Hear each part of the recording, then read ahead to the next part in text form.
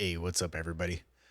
Today I'm going to talk about a device that I built to help live streamers who are using Ableton to play music and also to host their vocal audio for themselves and possibly other guests that they bring on in Zoom calls and stuff like that.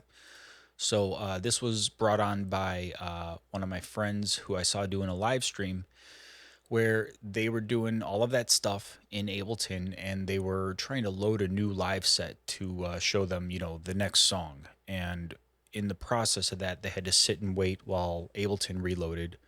And also, when he was messing around with soloing things and, trying to show off specific parts of the song, he was muting the vocal for everyone else in the live stream. So as a workaround, I built this thing and I'm gonna make it available to everyone. It's all free stuff. The majority of it is all based on audio effects inside of Ableton. Just Ableton devices. But there's one piece here, and you don't necessarily need it, but in my case, I do. This is free. I'll put a link out for this. This is Bertom DeNoiser.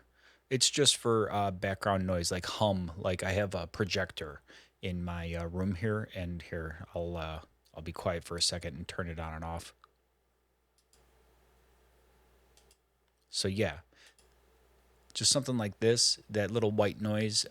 It's really no big deal. No one's really going to notice it. But if this is a fairly inexpensive as far as CPU cycles concerned. It's a cheap plugin to run. Just turn up the spectrum all the way and then just move the threshold here until you get like silence and you're good. Yeah, so I'll have a link to this as well. They've got some other cool effects as well, Bertome, and they're all free. Well, donationware, so if you can throw them a couple bucks, but free. So anyway, to the thing. Basically, it's two two effects racks in like a child parent relationship here, right? So the parent is just the vocals, and I'll show you how to hook that up in a second. But the vocal chain. This is going to be everything that you and your guest on your live stream, and then the second one is the pass through for everything that's inside Ableton, with a side chain set up against the vocal. So the vocal content, the actual people speaking over the music, it'll duck the volume of the music that's playing. So that's pretty helpful. Just so comments, people saying stuff gets heard over the top of whatever music that you might be playing. And then the actual sauce here is in the Vox here. I've got another effects rack with two inputs. So you might have more inputs than me, but just in this example, I'm showing you two because this is what I'm doing here. So my microphone is coming in on audio 2, and I'm using an external audio effect. So this is, again, an audio effect inside of Ableton. It's just built in. These are supposed to be for doing a loop back for like hardware, but you can actually use this just as a way to bring audio into Ableton at any point in a signal chain, which is super cool. So I just use this with the audio from set to my input, and I've got a compressor afterward. And then on the other one, it's the exact same setup, just with a external audio effect going to channel 1. This could be your Zoom people or any other audio input that you've got going on. And then maybe compress that, maybe whatever. But then on top of all of this, I've got inside of this chain here, Vox, which is housing the stuff that I just showed you. I've also got a channel EQ afterward to just kind of make things a little brighter and add some clarity. The channel EQ is nice for that. And then that denoiser that I just showed you. So, and this is just default settings. I'm not really messing around with any of this stuff. This was fairly simple EQ to use here. And then something to note about this, I don't have a fader now for my vocal levels. So that's different and something you might have to think about. Um, you're going to deal with the audio inputs at this level here. Let me open this back up. So your audio input gain is based here on this gain audio from. So this is the input to your chain.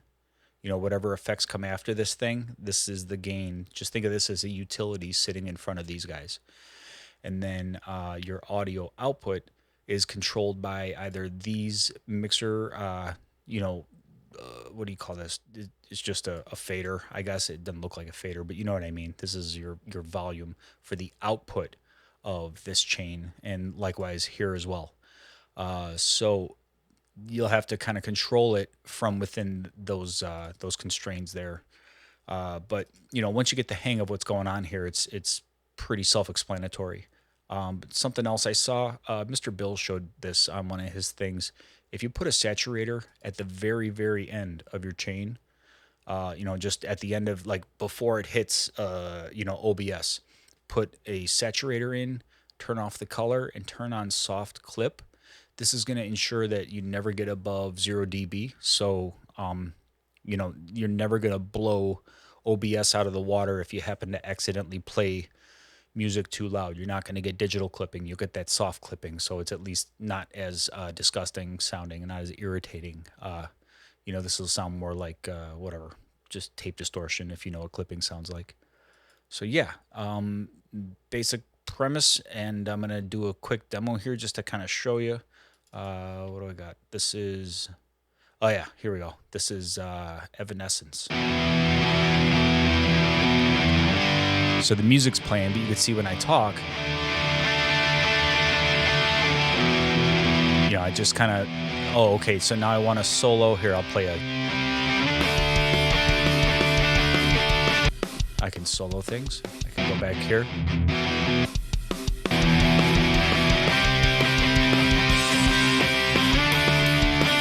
Right? And so this is, just imagine this is you and your crew listening to a song, talking about it, and then in the meantime you can solo something, and you're still not interrupting the whoever's talking, but once they're quiet, the music comes back nice and loud, or like as loud as you have it here. So I would say for something like this, I would just leave the master at 0 dB, and then just work with your levels here. So yeah, and that might be one song that you want to show, and then let's say you have another song that you want to show, so you want to bring something else up. So this is the next thing I want to show in this video, is how to load a set while keeping your audio, meaning you and your guest, keeping that audio channel open. So you want to have an extra audio channel here at the ready, just an empty, nothing audio channel. You can actually turn it down because you're not actually going to use this channel. It's just here as a placeholder, because if you've ever tried to delete everything from Ableton, you just try to, get rid of all of it. Here, let me try this. Nope, it doesn't work. You have to have at least one. You have to have at least one thing in the queue here, otherwise it's no good. So this is just going to be a dummy placeholder. This allows Ableton to stay up and running while I go and grab my new stuff. So then I'll go into my share drive or wherever it is you've got your live sets, and go in here. And I've already prepared this, but I've got a set here. This is an ALS. You just do like a collect all and save, and you've got it ready to go. So you find your ALS, you go dig into it, and you go add folder if you need to. And then you drag it up to the top here where you see like the names for things. This is where you want to bring your mouse so that you see that little rectangle directly below my mouse.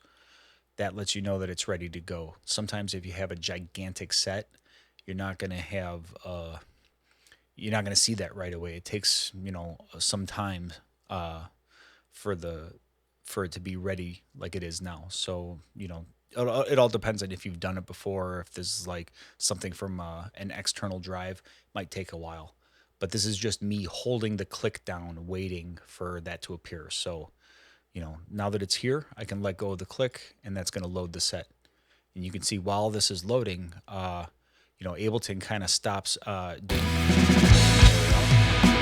That brings up an excellent point. So when you're going to load this stuff, you actually want to make sure your transport is turned off. So you want to make sure you hit stop, because you could see as soon as it loaded, it started playing music, and like that's no good because obviously what just happened there.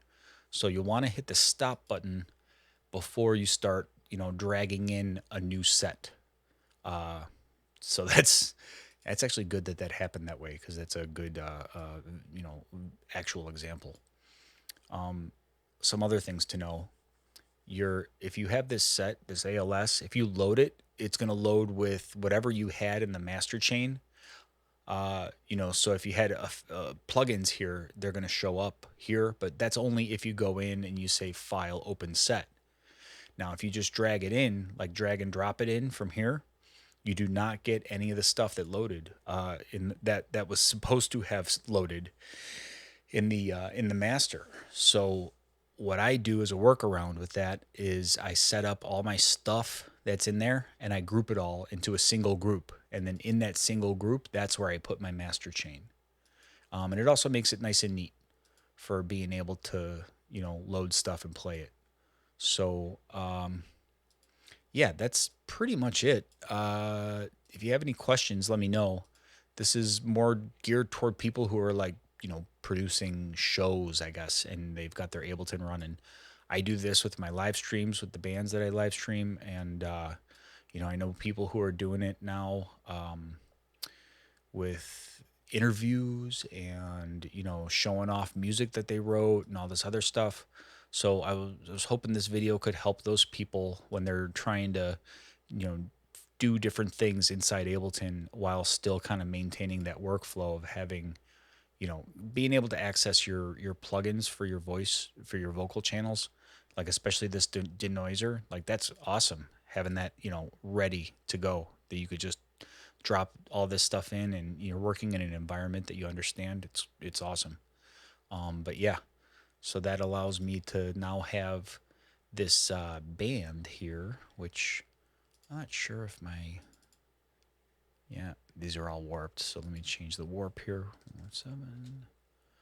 All right, so now I can play this stuff. Right. But then if I start talking, I can talk over the top of it. But I can also, here, listen to, oh my God, that snare sounds like shit. Listen to this one. That's a little better. But let's listen to them together. Let's listen to them in the mix. Right? So you can do all of these things that you would be kind of the stuff you're going to do in a live stream. Let's listen to just the vocal here. Listen to how much drum bleeds in that vocal. Of course we love.